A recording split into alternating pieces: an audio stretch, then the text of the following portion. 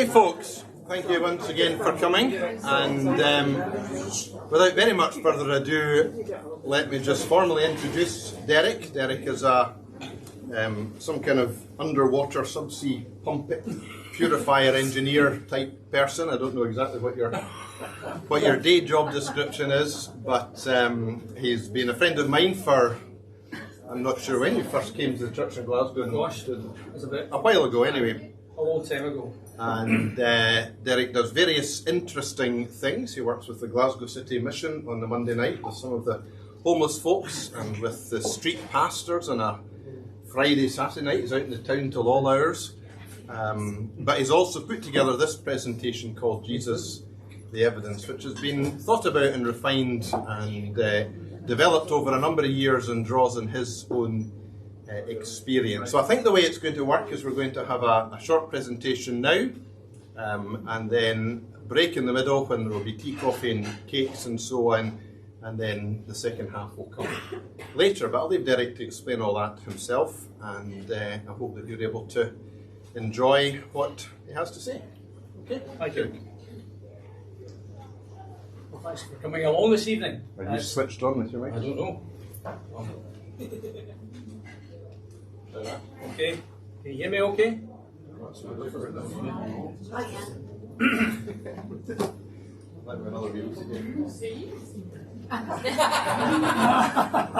Okay. How does that sound? Keep talking. Okay. Well, thanks for coming along this evening.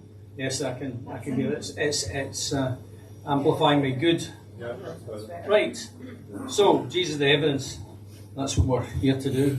And from the promotional material you've seen, I'm sure you know what we're here to do. Look at the historical and rational evidence for Jesus. So I'm going to start by making two statements. Firstly, there is a historical and rational basis for Jesus being the Son of God.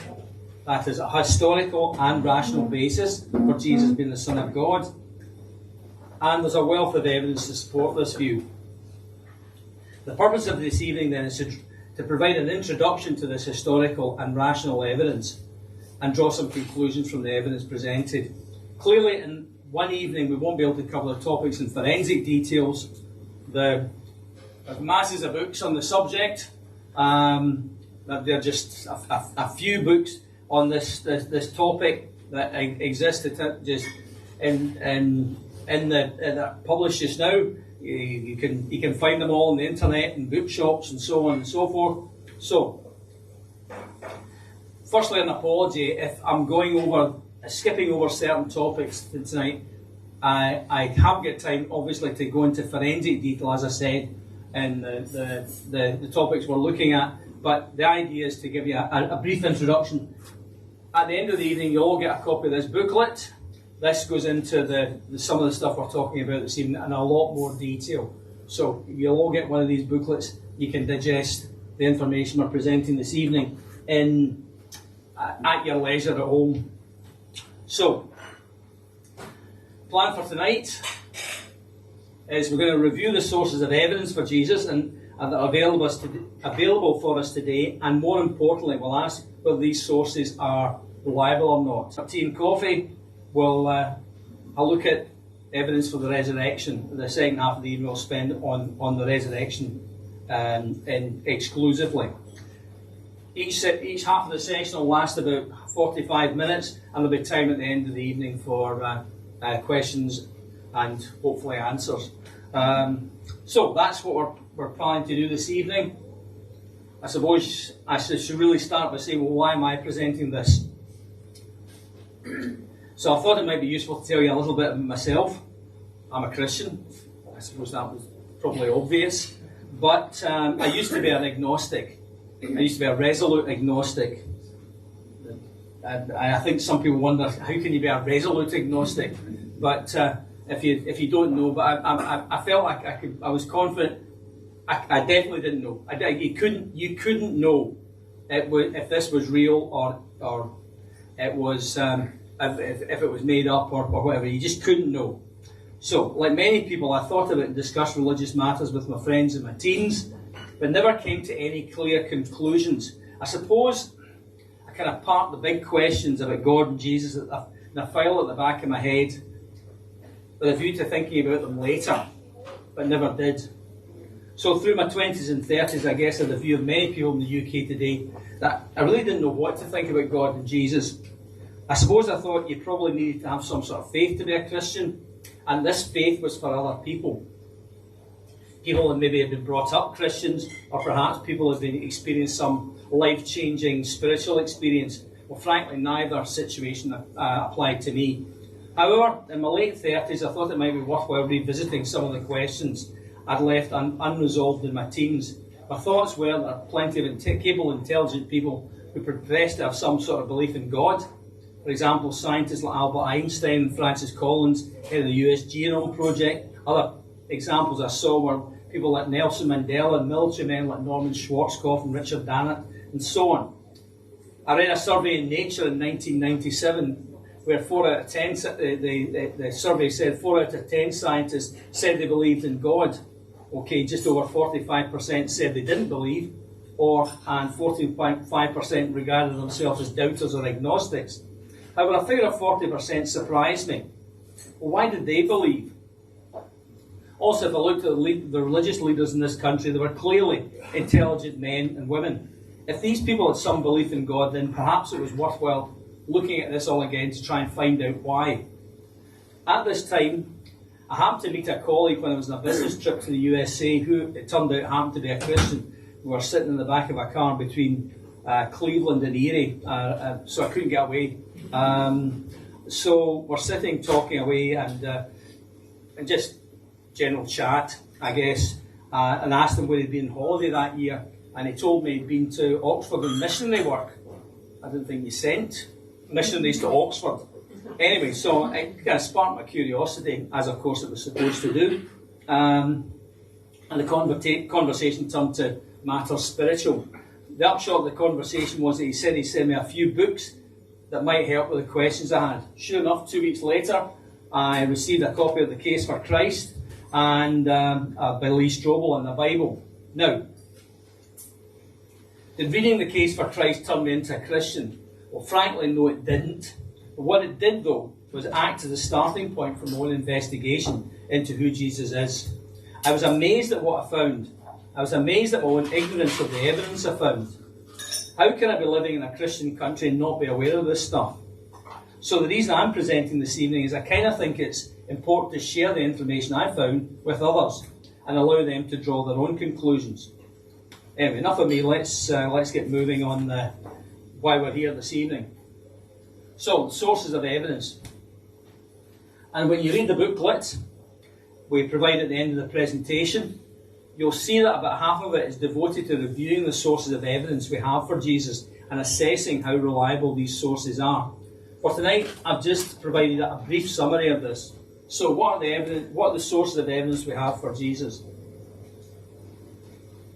We've got the 4 Gospels of Jesus in the Bible. We've got the letters of Paul and the letters of Jude and James and so on in the Bible. Gospels of Jesus that didn't make it into the Bible. They're often called the Apocryphal Gospels.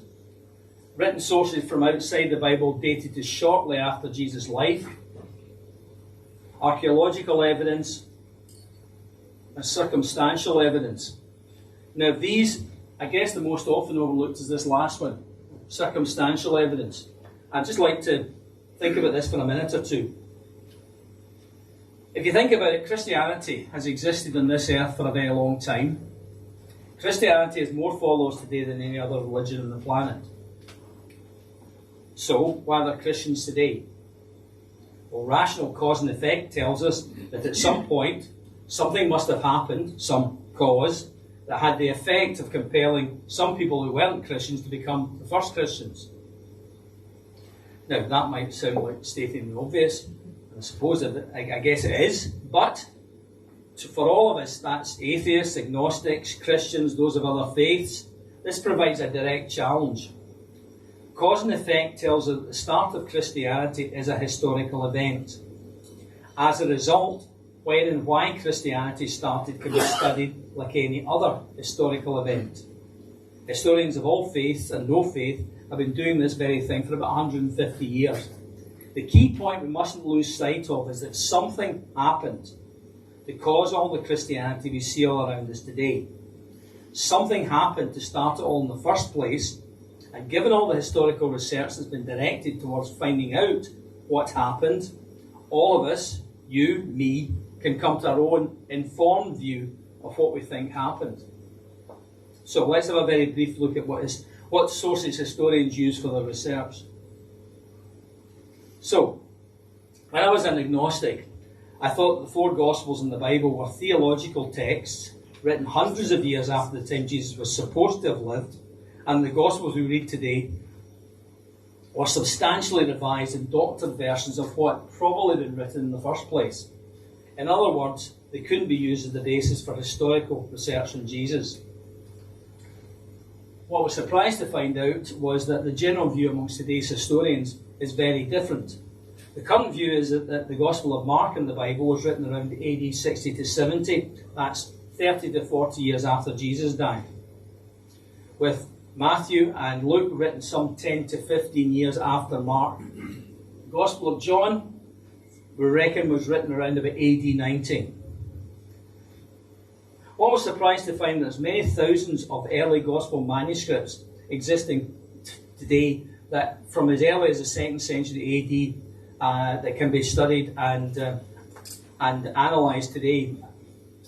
What also surprised me is that when historians use a method for analysing these documents called textual analysis, it's found that these documents look to be pretty accurate versions of what was originally written.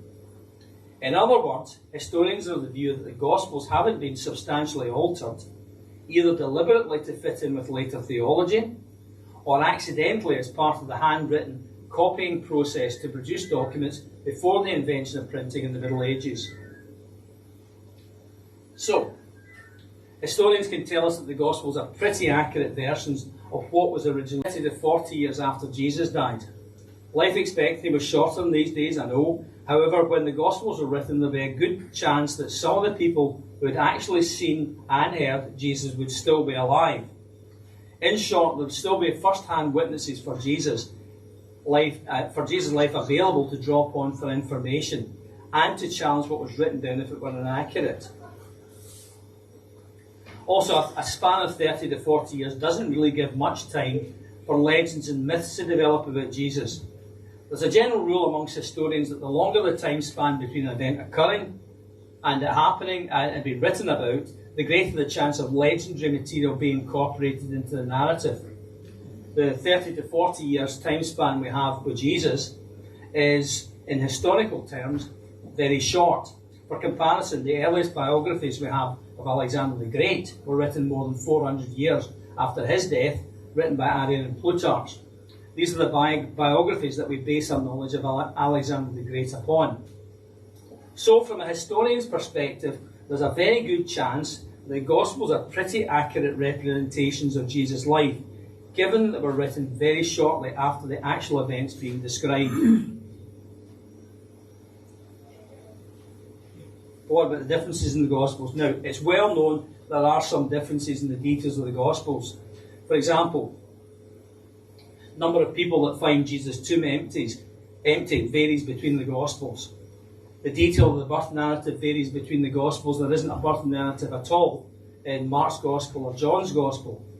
The order of some of the events in Jesus' life varies from Gospel to Gospel.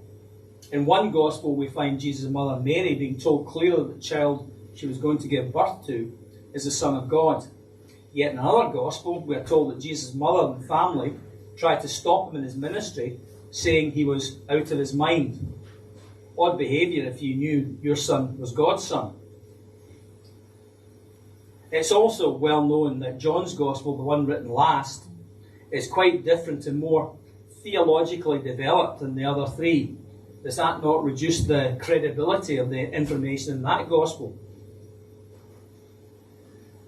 Well, extensive analysis of the Gospels by historians in the last 150 years has led to the consensus view that the Gospels were written at least semi-independently and were drawing upon the oral histories of more than one early Christian community.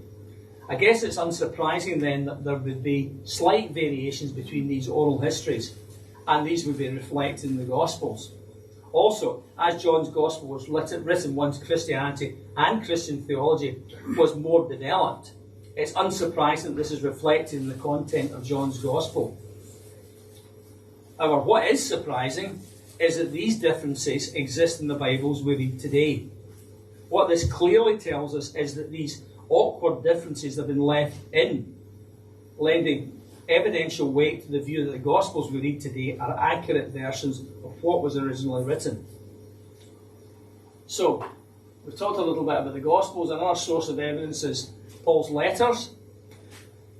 And Paul wrote, the early Christian apostle Paul wrote to various early Christian communities in Rome and other locations in the eastern part of the Roman Empire. And these were written around 15 to 25 years after Jesus died. So, Paul's letters were written before the Gospels were written. There's also a consensus view amongst historians that the majority of the letters of Paul in the Bible were genuinely written by Paul. Well, I suppose we're more accurately put, dictated by Paul himself. In the letters is clear evidence that Christian worship and belief were already well developed. Logic tells us that this must have happened earlier than 15 to 25 years after Jesus died. One example of this is a passage from Paul's letter to the Corinthians. That's 1 Corinthians chapter 15. This is one of the letters historians are confident that was actually written by Paul. And what it says, "Now, brothers, I want to remind you of the gospel I preached to you, which you received and which you have taken your stand. By this gospel you're saved, if you hold firmly to the word I preached to you. Otherwise you believed in vain. For what I received I passed on to you as of first importance, that Christ died for our sins according to the Scriptures, that he was buried, and that he was raised on the third day according to the Scriptures, and that he appeared to Peter and then to the 12. After that he appeared to more than 500 of the brothers at the same time, most of whom are still living, though some have fallen asleep. Then he appeared to James, then to all the apostles, and last of all he appeared to me also, as to one abnormally born." So why is that passage important? Well, as I mentioned before, Paul's letter to the Corinthians is regarded by historians as genuine. The passage we've just seen and heard is regarded by historians as genuine as well. In other words, it doesn't look like a later addition.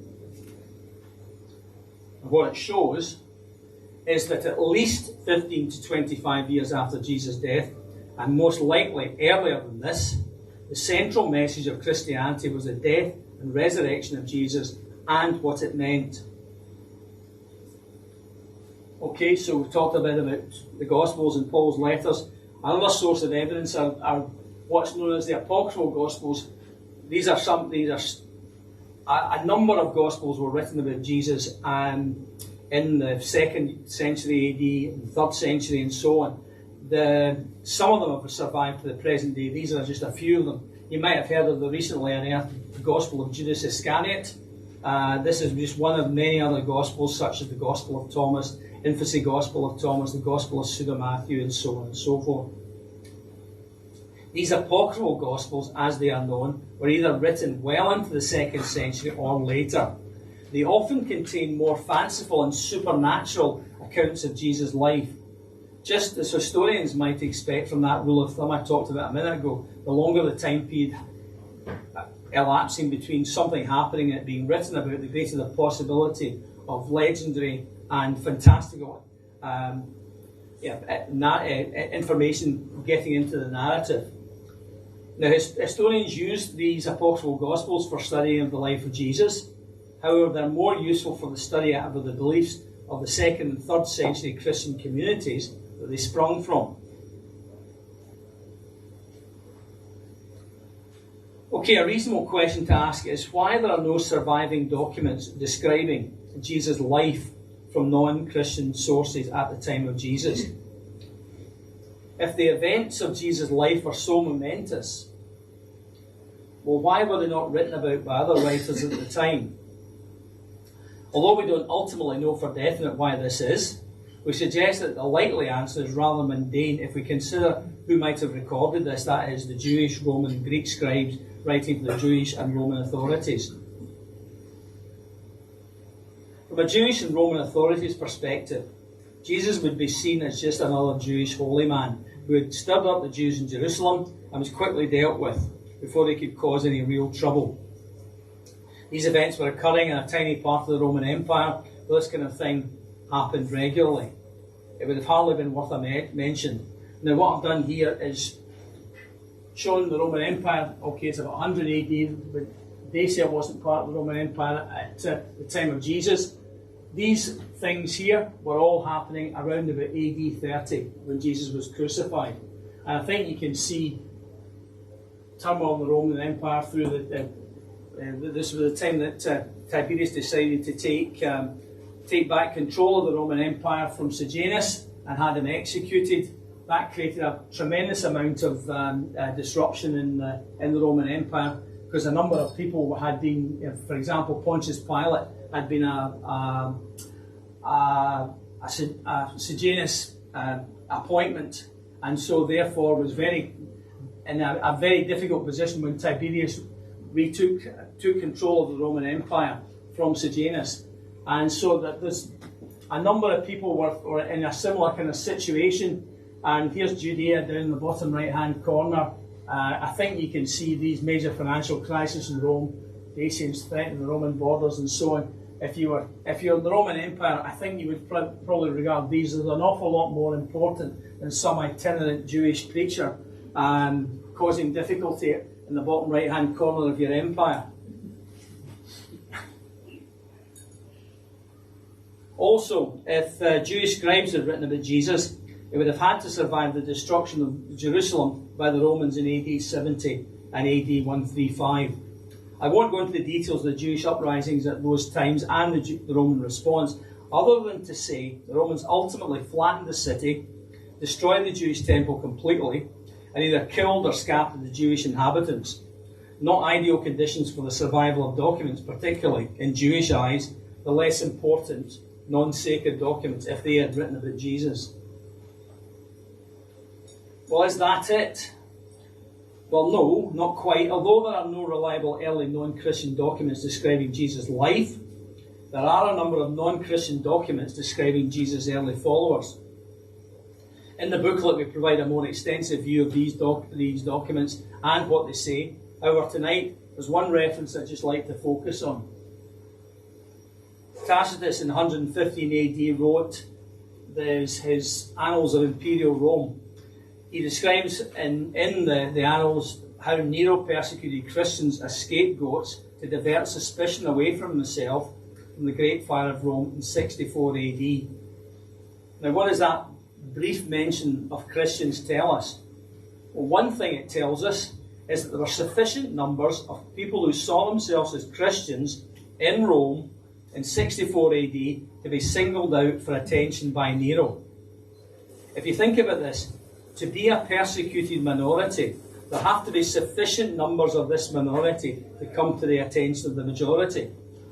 To use a contemporary example, consider asylum seekers in the UK. People have been seeking asylum in the UK for 200 years, for a very long time. But they've only become known as a group called asylum seekers when their numbers grew significantly around 2000. So reference in Tacitus tells us that less than 35 years after Jesus' death, there was a Christian community large enough and vocal enough to be noticed by the emperor and worthy of persecution in Rome.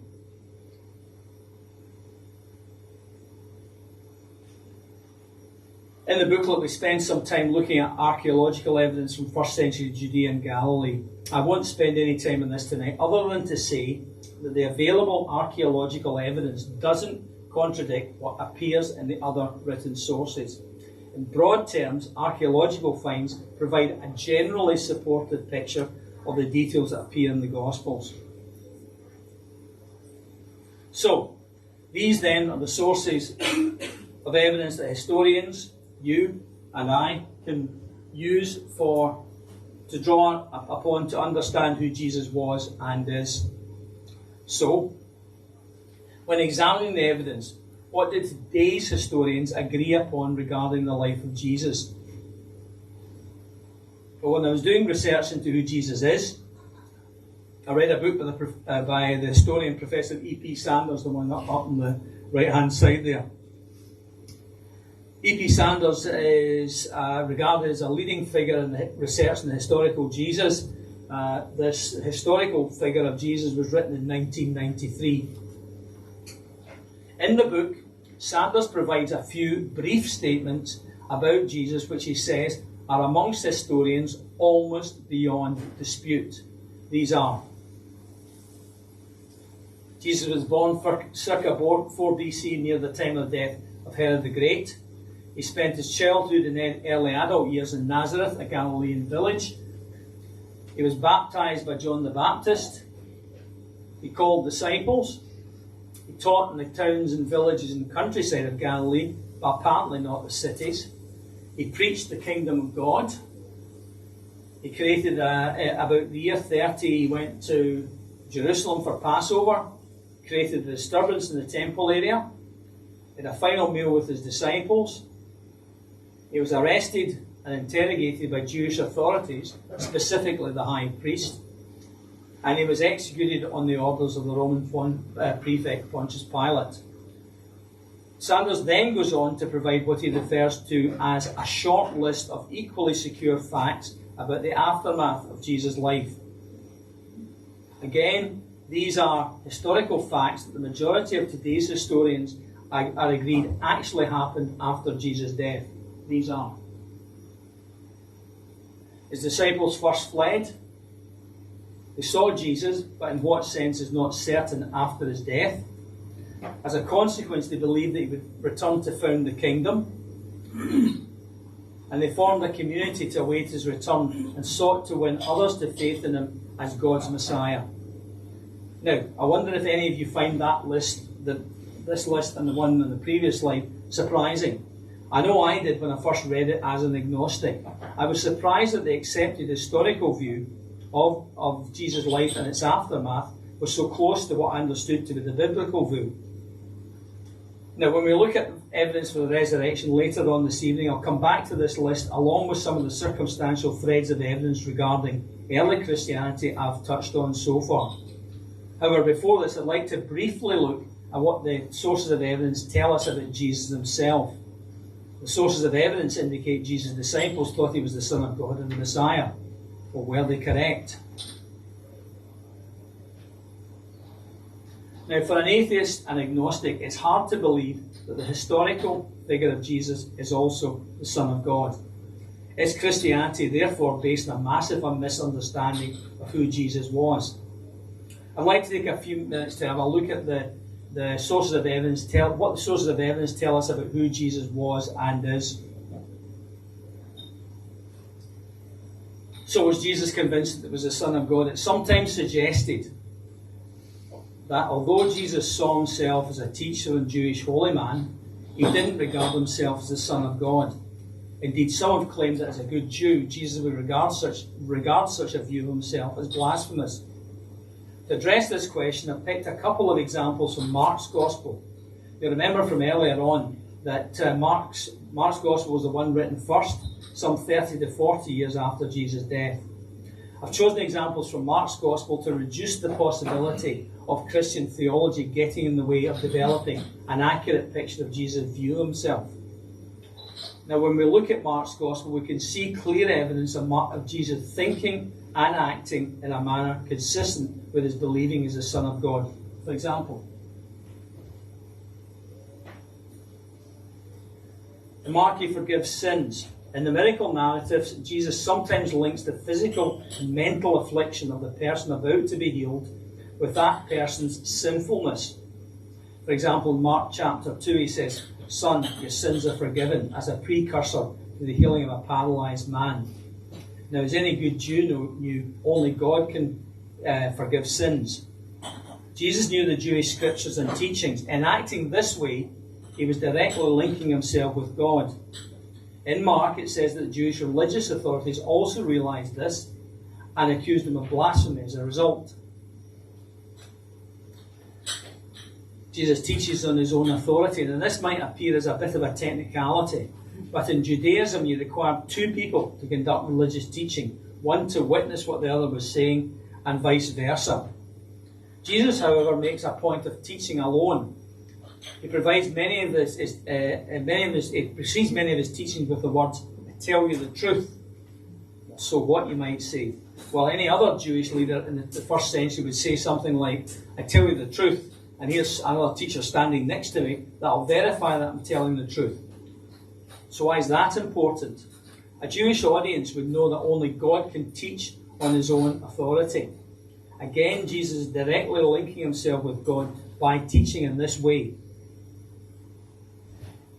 He refers to God as Father or Abba, that's Aramaic for dad or daddy, in Mark's Gospel. So what, you might say again, isn't God regularly referred to as Father in the Christian church? It doesn't mean that Christians believe that God is their actual biological father. I guess the problem here, though, is that we've got used to the Christian view of having an intimate father-child relationship with God, a relationship modelled on Jesus' relationship with God. As a result, it's been common in the last 2,000 years to refer to God as Father. However, to first century Jews, calling God Father would be blasphemous. Jews weren't even allowed to mention God's name. That's the tetragram YHWH, often pronounced Jehovah, I suppose, if you were allowed to pronounce it. To refer to God as Dad or Daddy would have been seen by Jews as downright eccentric, as well as blasphemous, unless, of course, you actually were God's son. Now, also, the miracles had symbolic meaning to those that were performed in front of. They were performed in such a way as to link Jesus to Jewish figures like Moses, Elijah, and Joshua. Another miracle, the calming of the storm, also suggested to those who witnessed it that Jesus was God. In this event, Jesus and the disciples are in an open boat in the Sea of Galilee when they're caught in a violent storm. As the wind and waves rage and the boat begins to fill with water, Jesus is sleeping in the back of the boat in a cushion. The disciples wake him up shouting, "Teacher, don't you care if we drown?"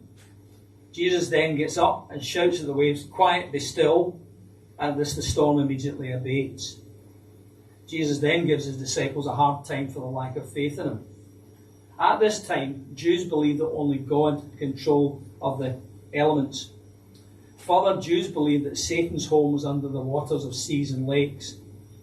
For Jesus to take control of the wind and waves in this way was a clear sign to his followers that he was God, and that he had control over Satan. No wonder the disciples were terrified and asked each other, "Who is this? Even the wind and waves obey him." So in summary, I think it's fair to say that these points don't provide conclusive proof that Jesus is the Son of God. However, it certainly indicates that it was very likely that he thought of himself in that particular way.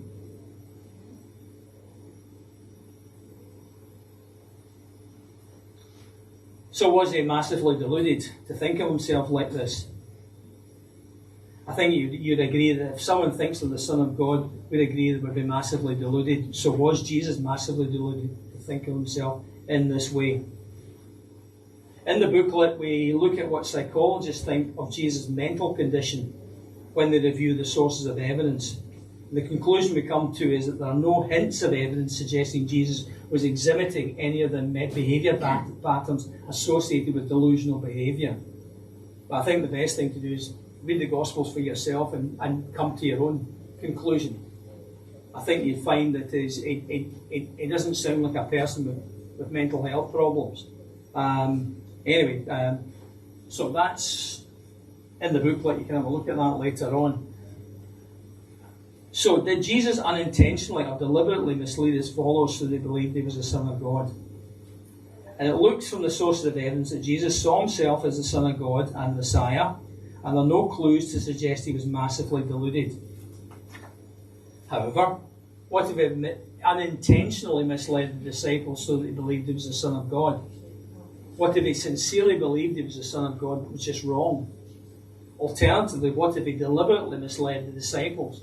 What if he had some other agenda for saying he was the Son of God? What if all the miracles and healings were actually sleight of hand deceptions or magic tricks? These are reasonable questions to ask, and I'll spend some time going through each one individually just now. So, did he unintentionally mislead his followers? Earlier we discussed whether Jesus was severely deluded, mad if you prefer, to think he was the Son of God. My guess is we're probably all quite comfortable with concluding that it's unlikely he had serious mental health problems. But what if he unintentionally misled his followers? What if he sincerely believed he was the Son of God but was just wrong? This is a common argument put forward by non-Christians. To quote Richard Dawkins in The God Delusion, page 92, a fourth possibility, almost too obvious to need mentioning, is that Jesus was honestly mistaken that he was the Son of God. Plenty of people are honestly mistaken about all kinds of things. Well, indeed, plenty of people are honestly mistaken about all kinds of things. It doesn't make them mad. I've been honestly mistaken about all kinds of things in my life. However, if I stood up here right now, looked at you in a kind of focused way and said with all sincerity, people, I'm the Son of God. No, I am the Son of God. I know it looks a bit ridiculous. You can imagine the Son of God with me, black Marks and Spencer's out, suit on. But I am the Son of God. What would you think? I think the politest thing would be that Derek probably needs to have a bit of a sit down and a drink of water to clear his head. So what am I saying? I'm saying you can't have it both ways. If you think you're God, then you're either wrong in the head or you are God. Further, if you think you're God and are prepared to do something about it by going on a mission that collects followers, challenges the established religious order of the day, and ends up getting you killed and most of your disciples killed, then you really are wrong in the head or God. Okay, so given what I've just said, it's pretty unlikely that unintentionally misled his followers.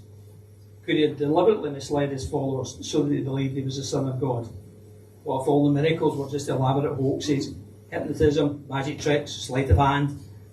We know that some other charismatic and messianic leaders in the past have deliberately misled their followers. Could Jesus have done something similar? We explore this in the booklet, and we come to the conclusion that there's nothing in the sources of evidence to suggest Jesus deliberately misled the disciples. Again, the best thing to do is read the Gospels for yourself and come to your own conclusions. So I put these two characters up here. You may remember them from the 1970s. They misled their disciples, and look what happened to them and the disciples. It was absolutely terrible. So, from the more detailed review in the Jesus Evidence booklet, we come to the following conclusions. It looks like he thought he was the Son of God. It looks like he wasn't mad or delusional. It's very unlikely he unknowingly or knowingly misled the disciples to believe he was the Son of God. So, what we're left with? Well, maybe, just maybe, he was who he said he was. Now, what I'd like to do now is have a short break. After the break, I'd like to move on to the one key event on which the existence of Christianity rests. That is the death and resurrection of Jesus. Is there compelling evidence to support the resurrection being an actual historical event? Thank you. I've been learning how to do very clever when you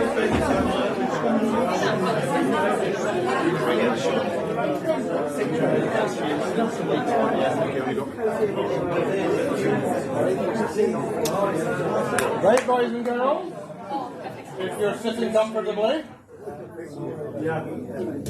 There we go again. Come on, pay attention. Right, nobody seems to have left, I think. I didn't see anybody get out the door, that's good. Nice to see you've stuck with it. Right, so resurrection evidence, as it says there. So what we're going to do is, I'd like to return to the events of the life of Jesus in that book I talked about in the first half, the historian E.P. Sanders' book, The Historical Figure of Jesus. You may remember that I said that Sanders creates a list of secure facts about the life and death of Jesus and the aftermath of Jesus' life. These are historical facts that the majority of today's historians are agreed actually happened before and after Jesus' death. Let me go through the last few bullet points.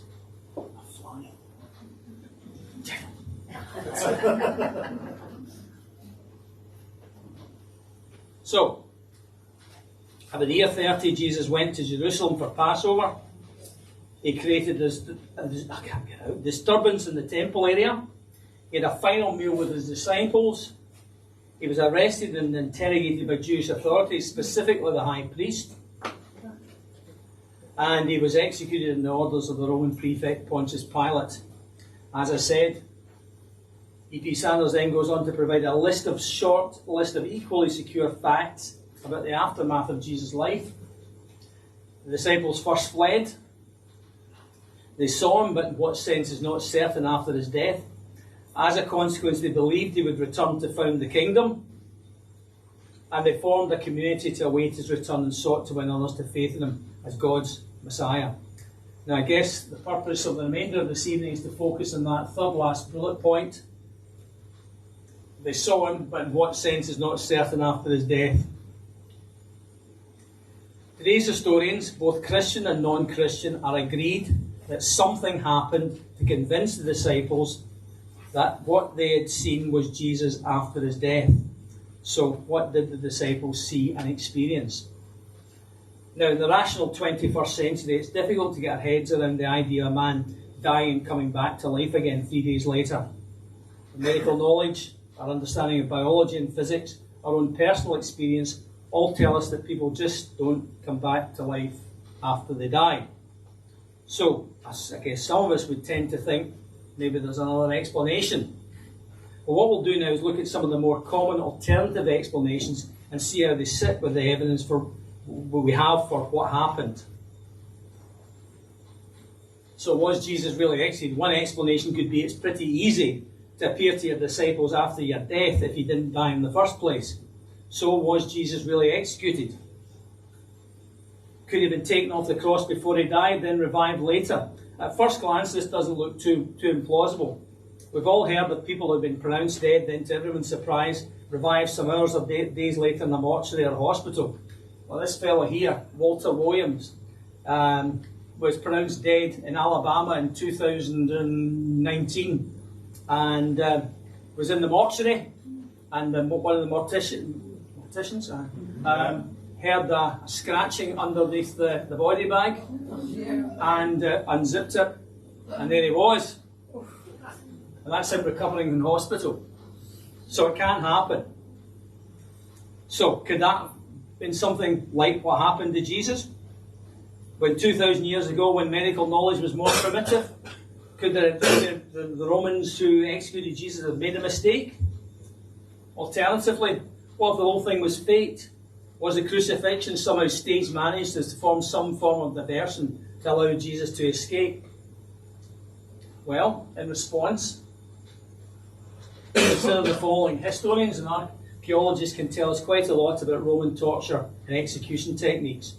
I won't go into the gory details here. There are plenty of books and TV programs about this very subject if you're interested. Now, what our knowledge of Roman torture and execution tells us is it was very unlikely that anyone survived a Roman crucifixion. We know there are examples from other historical sources that this did happen, but it was a very rare occurrence. Even if Jesus could have been taken down before he died, the nails taken out his wrists and his feet, he'd have been unable to use his hands because the nerves would all have been crushed there, and it's just impossible to use your hands. And if he'd been the nails taken out his feet, would have been unable to walk. So, also, he wasn't executed by amateurs. Roman soldiers did the job. Now, they might not have had 21st century medical knowledge. They knew exactly how to kill somebody. That's what they were trained to do. They're professional career killers. Also, he was executed on the orders of the Roman governor of Judea, Pontius Pilate. Firstly, one argument goes that perhaps the soldiers were being bribed by persons unknown not to kill Jesus. Perhaps instead they were to stage manage a fake execution. Firstly, that would have been very difficult as it was a public execution, as all crucifixions were. That was the whole point, to act as a warning to others not to disturb the Roman order. Secondly, if this had been found out, the soldiers would have disobeyed a direct command from the Roman ruler of Judea. A slow and painful death would have been the inevitable result. Also, the sources of evidence we discussed earlier all agreed that Jesus was tortured and flogged before he died, or before he was crucified. In short, just suppose and he was able to survive the crucifixion. Just suppose there was some plot to get him off the cross. What kind of condition would he have been in? Hardly an impressive sight for the disciples a few days later. Hardly an inspiration for the disciples then to go and spread the message of a risen Christ triumphing over death throughout the Eastern Roman Empire. So, in summary, I think it's highly unlikely that Jesus survived his crucifixion. It's also highly unlikely that the whole thing was stage managed either. However, as you may be aware, the fake crucifixion theory has had some popular currency in the last few years. If you read the book or seen the film of Dan Brown's The Da Vinci Code, you know that one theory is that Jesus didn't die on the cross. Instead, he escaped to southern France along with his wife, Mary Magdalene. In southern France, their children intermarry with the Merovingians, thus creating a holy bloodline the Catholic Church have been trying to suppress ever since. This theory is based on the earlier book, The Holy Blood and the Holy Grail, up on the extreme right-hand side there, by Agent Leon Lincoln. We could spend some time this evening looking at the pros and cons of this theory. However, it'll be going over ground well covered in numerous books and articles written on the subject currently available.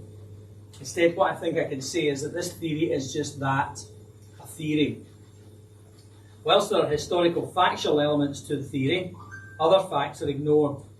There's also a large amount of speculation required to arrive at the conclusion the books and film make. If this is an area of interest to you, my suggestion would be to read the books and reviews and articles on the subject. A simple Google search would get you going.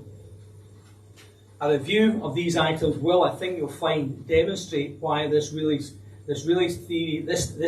really has no serious takers amongst today's historians.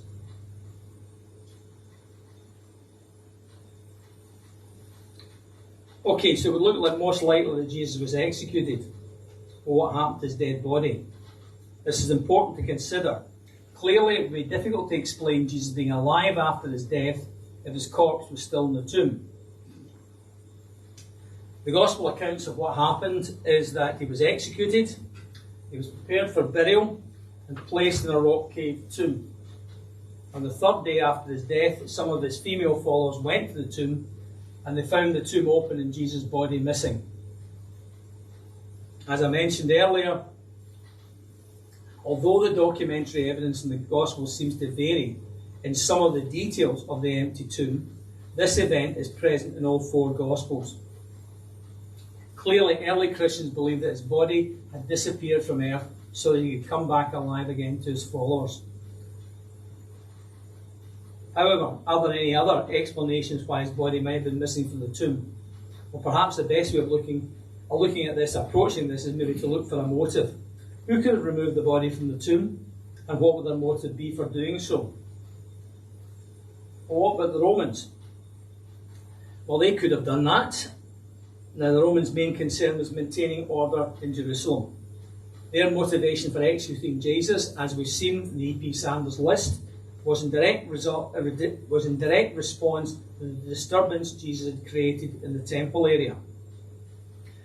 This disturbance created the unrest the Romans were always seeking to avoid in this very volatile part of their empire. Now, Jesus had some very devoted followers. Perhaps the Romans were concerned that leaving Jesus' body in the tomb, it would become a shrine to Jesus and a focal point for further unrest. This line of thought does have some modern parallels. For example, at the end of the Second World War, the Russians discovered Hitler's body in the burned-out bunker in Berlin. However, they destroyed the body so it couldn't be buried. Their concern was that Hitler's grave would become a focal point for Nazi sympathisers in the future. However, what undermines this theory is that very shortly after Jesus' death, his followers are going around saying he's risen from the dead. They're making a nuisance of themselves and causing the very disorder the Romans were trying to avoid. Indeed, the Romans spent the next 350 years trying to suppress the disorder that developed throughout the Roman Empire as a result of this one event. So, to nip all this in the bud, to stop it getting out of hand, if the Romans had taken Jesus' body, wouldn't they have produced it?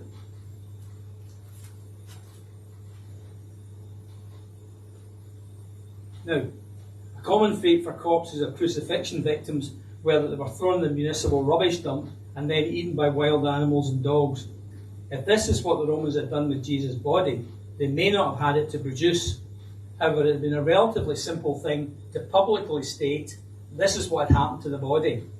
However, we get no direct evidence or even hints of evidence that something like that happened. We have to conclude that it's unlikely that the Romans were responsible for the empty tomb. I guess the Jewish authorities' reason for taking the bodies and the counter-arguments are the same as the Romans. What about the disciples? Would they have a motive for taking Jesus' body from the tomb? Also, this would be looked to be unlikely. I personally can't think of a motive they might have had for doing so. Also, the disciples believed that Jesus was raised from the dead and were prepared to die for this belief. In most cases, they did die for this belief. If they'd taken the body, why then would they make up the raised from the dead story and prepare to die in the defence of that story? It just doesn't make any sense. Now, to me, grave robbers, the idea that grave robbers stole Jesus' body looks more of a possibility. Grave robbing did occur at that time. Robbers were usually looking for the valuable goods, sometimes buried with a body. In fewer cases, they were looking for the body or body parts for use in magical rituals. Well, the question, I guess, is, was there anything to steal? The Synoptic Gospels mention that Jesus' body was wrapped in a linen cloth. No grave goods are mentioned. Grave robbers usually steal goods buried with the body, not the decomposing body itself. John's Gospel mentions that about 34 kilograms of myrrh and aloes were wrapped in the linen cloth around Jesus' body. Now that would have been worth stealing. However, John's Gospel also tells us that Jesus' grave clothes were in the tomb, with the burial cloth neatly folded, when the disciples entered the tomb and found Jesus' body missing. That just doesn't fit with the grave robbing theory. If you're robbing a grave of spices wrapped in the linen cloth binding round a dead body, it would make sense to either take the wrapped body somewhere else, to unwrap it and take the spices and myrrh and aloes out, or to unwrap the body in the tomb, take the spices and leg it. In the first scenario, there would be no body or grave clothes left in the tomb. In the second scenario, there would have been an unwrapped body and the grave clothes in the tomb.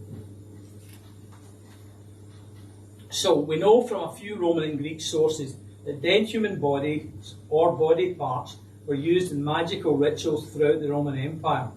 However, this practice wasn't rife, and we have no evidence that this occurred within the Jewish part of the Roman Empire. Indeed, Jews would find this kind of behaviour abhorrent. So this burial occurred in Jerusalem, the most Jewish of Jewish towns and cities. This makes the concept of a stolen body for the purposes of magic even less likely than the burial that occurred, say, in Rome or Athens or Alexandria or somewhere like that. So, nobody seems to have a particularly strong motive for taking the body, or keeping it a secret if they did take the body. Now, one final point is worth making on this subject. The disciples of Jesus are the founders of what we know as Christianity. After the resurrection, they didn't go to some obscure place miles away from where it all happened to preach about the resurrection. No, they went back to Jerusalem, the very place of Jesus' execution and tomb. Fundamental to their preaching was the empty tomb of Jesus. If this preaching had been false, it would have been clearly evident to the people of Jerusalem. Some people would be bound to know where Jesus' tomb was and or what happened to the body. The population of Jerusalem at this time was around about 120,000, about the size of modern-day Dundee, so not a big city. Word would have got round. Clearly, it would have been very difficult to win converts to what they were preaching if one part of their teaching was so evidently false. So in conclusion, I suppose we can't say that there's any concrete evidence to demonstrate that Jesus' body left earth as the disciples claimed. However, what is clearer is that his body disappeared, and that those with a vested interest in claiming that it was still on earth, that is the Romans and the temple authorities, couldn't prove it actually was. So was Jesus seen alive by his followers after his death? At the start of this section of the evening, I mentioned E.P. Sandler's secure fact that the disciples saw Jesus, but in what sense is not certain after his death. As we said, Sanders says this because historians are of the majority view that Jesus' disciples saw him after his death. What historians are less certain about is that in what sense part of the statement. So what are the Gospels and letters of Paul saying? Well, there's more than one appearance. There are 11 separate and distinct appearance events described. These appearances happen to individuals, groups of people, and in one case 500 people. These happened over a period of 40 days after Jesus' death, with the exception of his appearance to Paul, which happened much later. The Gospels are clear that Jesus was with them physically. He could eat, drink, cook, be touched, and be conversed with. But he could also appear and disappear at will. Often in the appearance events, the disciples did not seem to immediately recognize the person they're with as Jesus. Now, as I said earlier on this evening, in the rational 21st century, it's difficult to get our heads around the idea of a man dying and coming back to life again 3 days later. Our medical knowledge, our understanding of biology and physics, our own personal experience all tell us that people just don't come back to life after they die. So, are there any other possible explanations for what the disciples saw other than the risen Christ? Or did they see a ghost? I think for us in the rational 21st century, this is a bit as hard to grasp as seeing the resurrected Jesus. However, the descriptions of a physical Jesus that could eat, drink, and be touched doesn't sound like a spectral appearance. Well, he's subject to some form of hysteria. The followers of Jesus would have been very distraught after Jesus' death. That can make people a bit irrational and unstable. Is it possible that seeing Jesus alive again was all in their mind? Some kind of mass hallucination? Some kind of fevered imagination or wish fulfillment? In response to that, our knowledge of psychology tells us that hallucinations are individual occurrences. They can't happen to more than...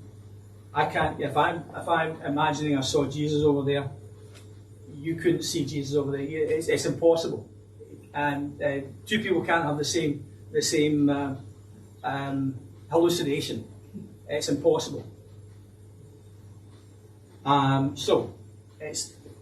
You can put the words mass and hallucination in a sentence and have mass hallucination. It doesn't mean it's a thing.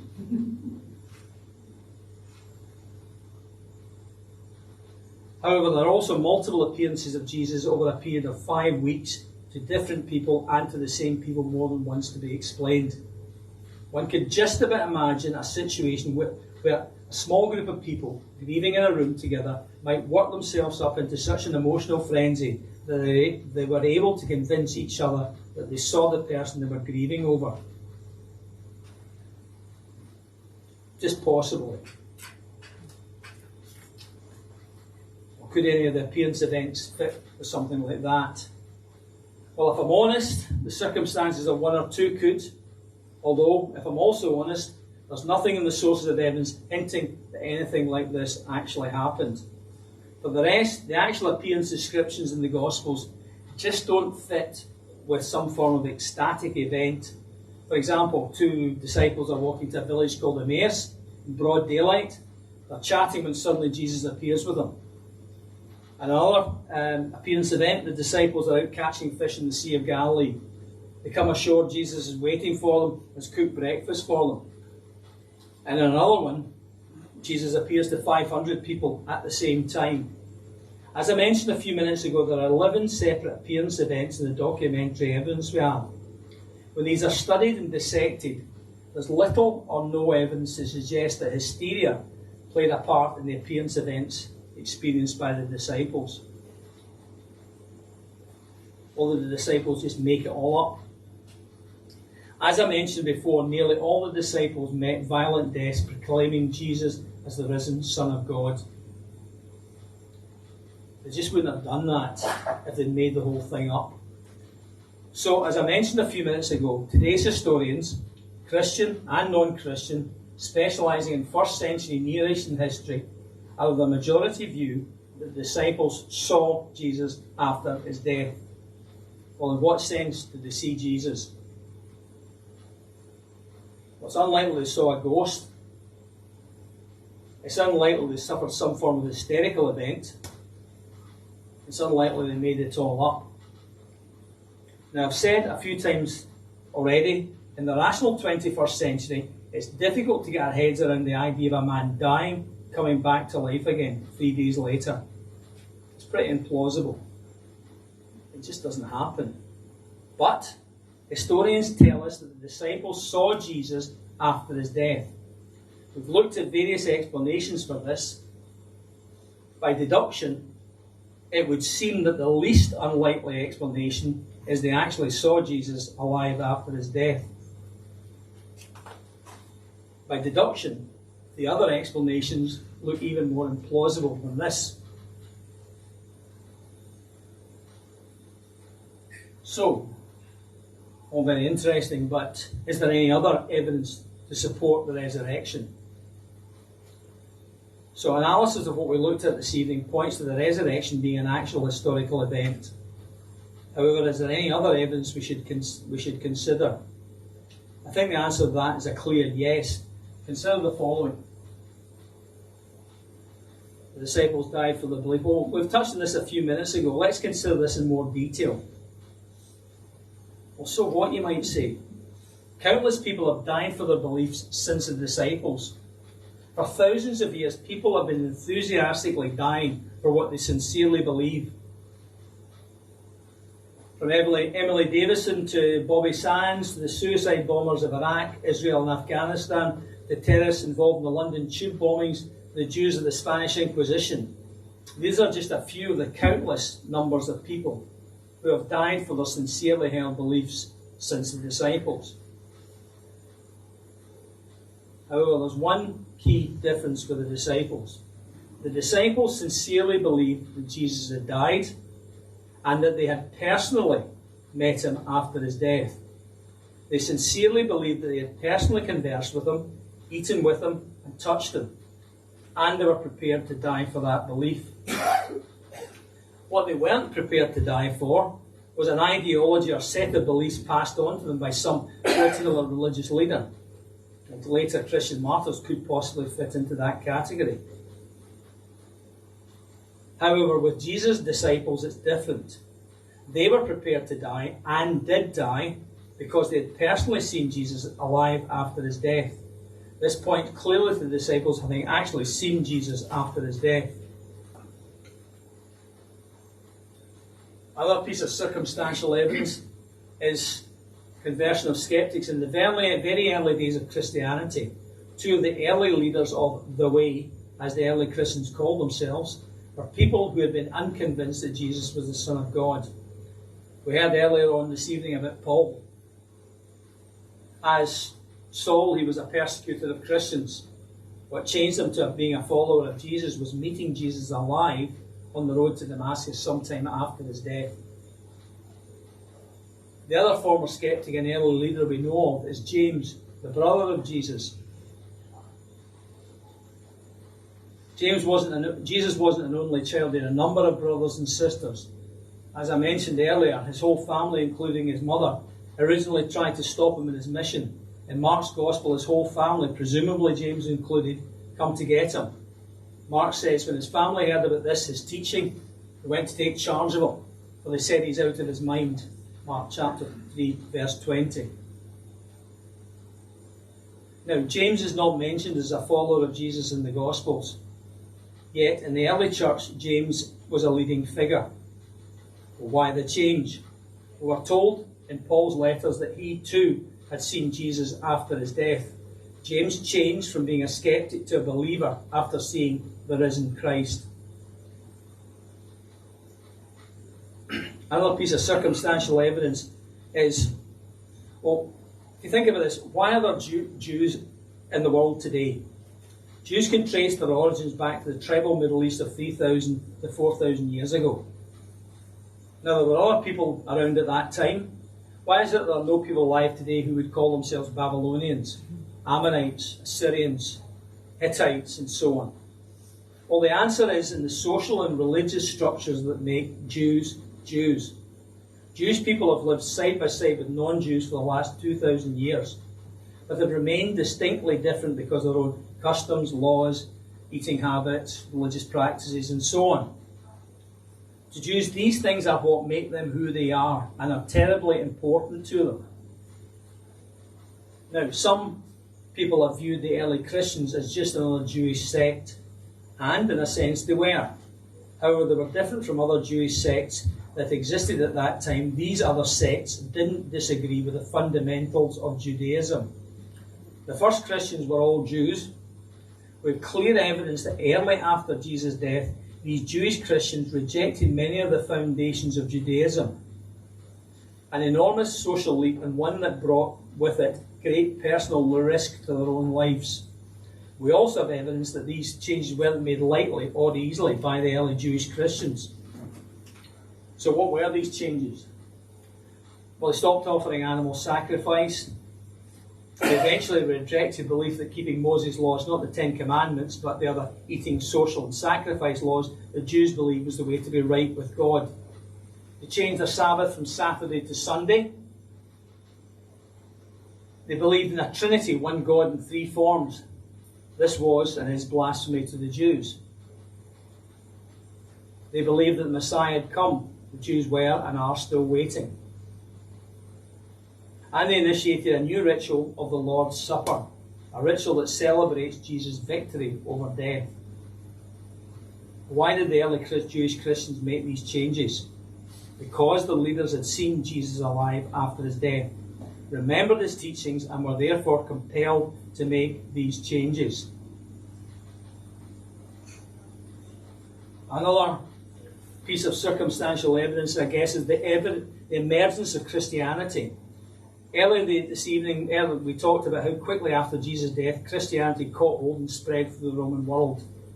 Why did this happen?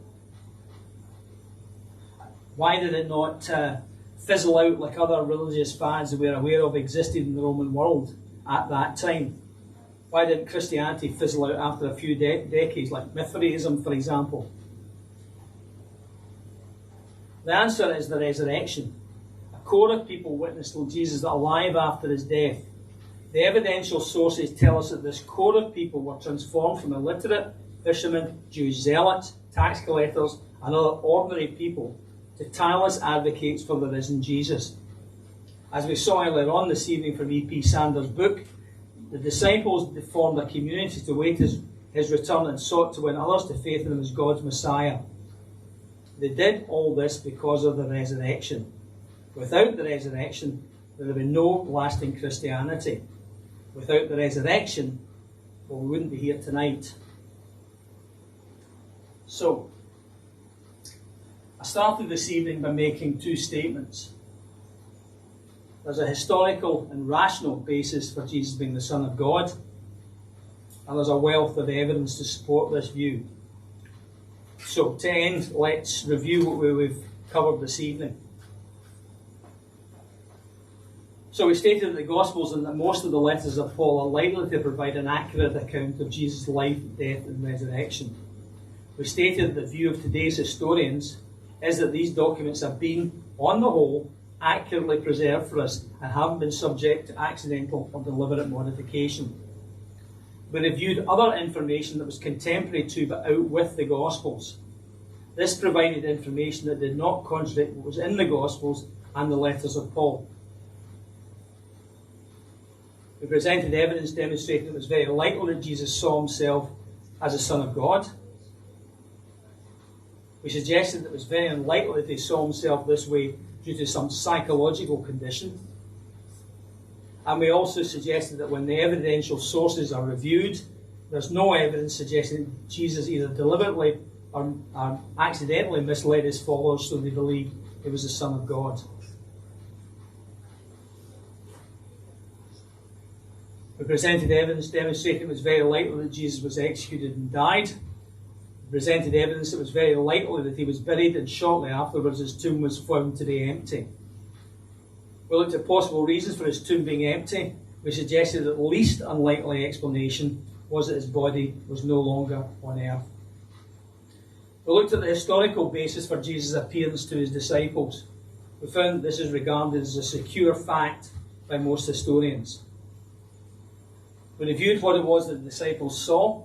We suggested that the least unlikely explanation was that the disciples saw, met, talked with, and ate with Jesus in bodily form after his death.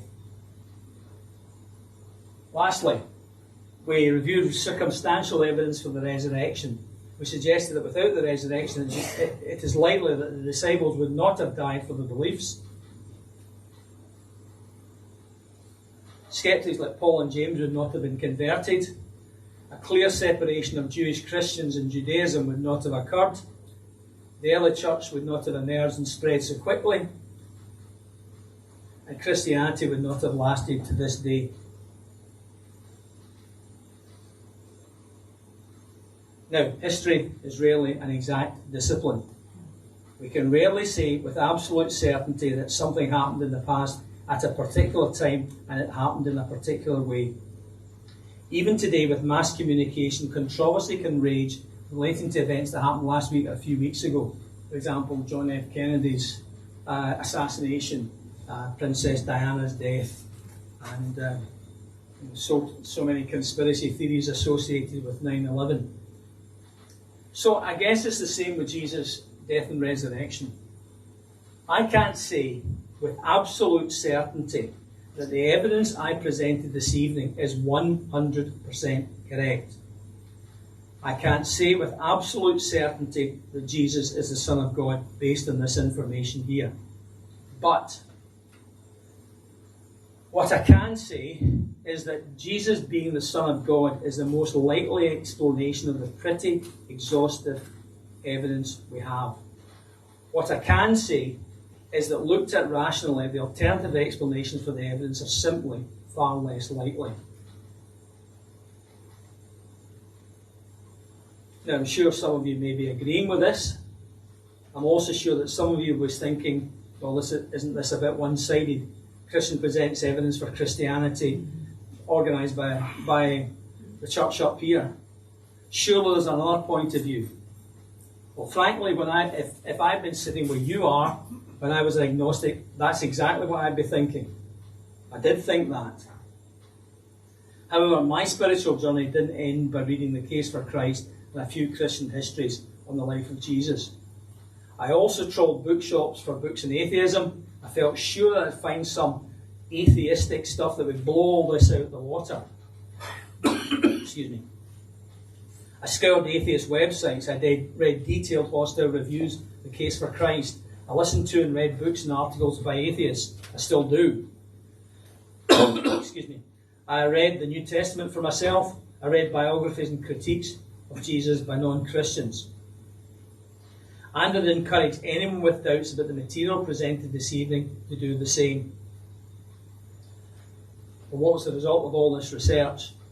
I think I can summarise that by saying that I was an agnostic then, and I'm a Christian now. So, is any of this important to you today? What we haven't discussed this evening is Jesus' message and what it means. What we haven't discussed is why Jesus' message is important to you today. You may or not be glad to know that we're not going to start now. However, consider this. If Jesus is the Son of God, if Jesus is real, then his message is real too. In the last 2,000 years, countless lives have been positively transformed by Jesus' message. And don't kid yourself. If you truly accept Jesus' message, and I'm stressing the words truly accept, and Jesus' message, it's always a positive transformation. So, in conclusion, do you not owe it to yourself to weigh up what the evidence and decide what you think? If you do this and decide Jesus is real, you not owe it to yourself to find out what his message is and start to experience that positive transformation. Thank you. I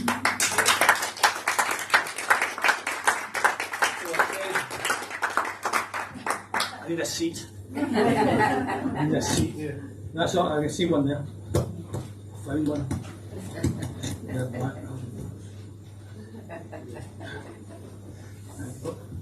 Top man, thank you.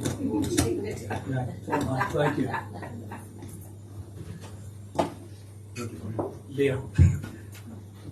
Probably actually there. Oh, that's better.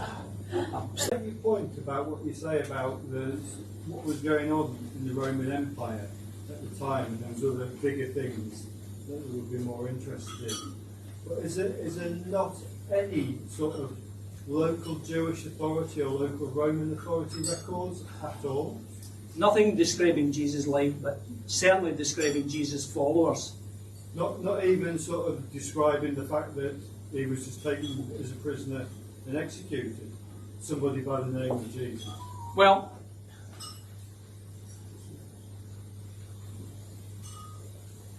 yes, there is actually that.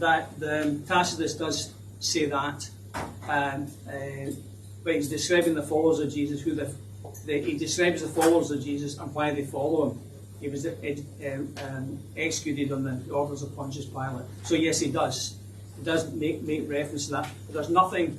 I guess the point I was making was nothing was written at the time of all these events occurring. That was written, about AD 115, so some years after the events.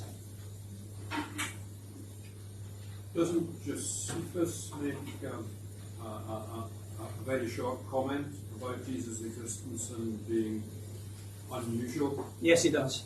He does. There's some debate as to whether that's an interpolation. So that's why I didn't include it, because it might be accurate, it might not be. I talk about it in the booklet. That's a fair point. Does that answer your question? Anything else? Come on. Well, there's hundreds of you here. This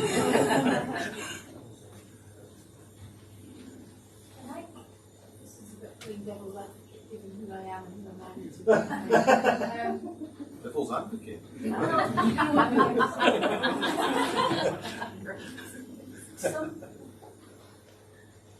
What would you say to someone who argued on the same basis for another faith's belief system? Say somebody would say, well, these arguments you've made about Christianity, surely that applies to other beliefs as well, so actually we're all in the same boat and we can't trust any of you because you're all making the same claims for your inspired messages and the need for loyal followers. I would say that if you approach any other religion objectively this way,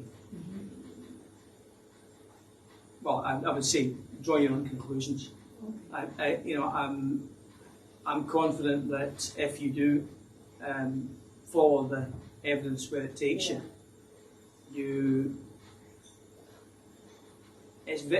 I would say there's a very strong evidence for this. Yeah. And if this is true, then what are you going to do with it? what are you going to do with it? This is the position I got to. I did all this stuff. And I said, what am I going to do with all this information? I have to make a decision. I have to make a decision whether I'm going to just think it's just head knowledge, well, so what? But it's head knowledge that has an effect on, well, what Jesus calls you upon to make a commitment to Him, to genuinely turn away from the life you had and focus on a life with Him.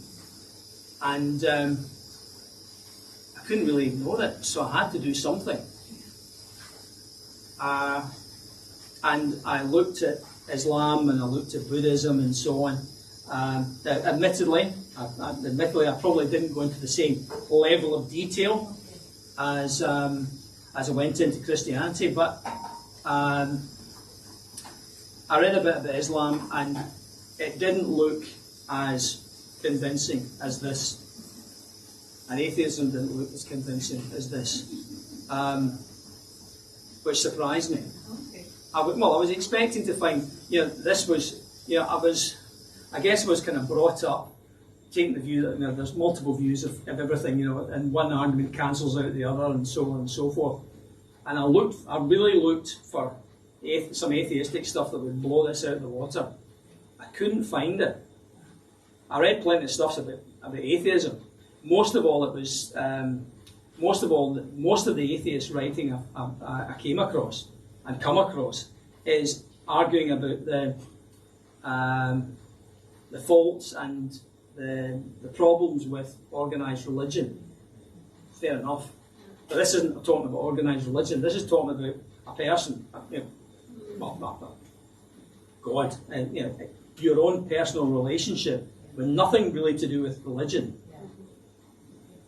Thank you very much. Derek, I think there's also the point C.S. Lewis makes, which is that you can look at all the different religions in the world and see they obviously contradict each other, and therefore they can't all be true. Correct. And it's easy to leap from a conclusion that says, therefore none of them are true. But it's just as logical to say one of them could be true and all the rest wrong. Yes. In exactly the same way as you might have different versions of an event, of Yes. which lots are false, but the event still took place. Well, indeed. 1 + 1 is 2. Right. 1 + 1 is not 3 or 4 or 5 or 6 or 7 or 8 or 9. So there's one right answer. There's possibly one right answer to this.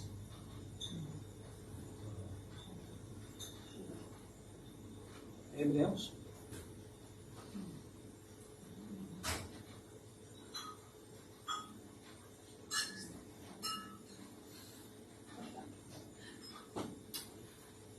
Derek, I'm sure you're happy to hang around Yep. for a wee while afterwards if folks want to talk on. But I'm very grateful to you for coming along this evening and presenting all this evidence.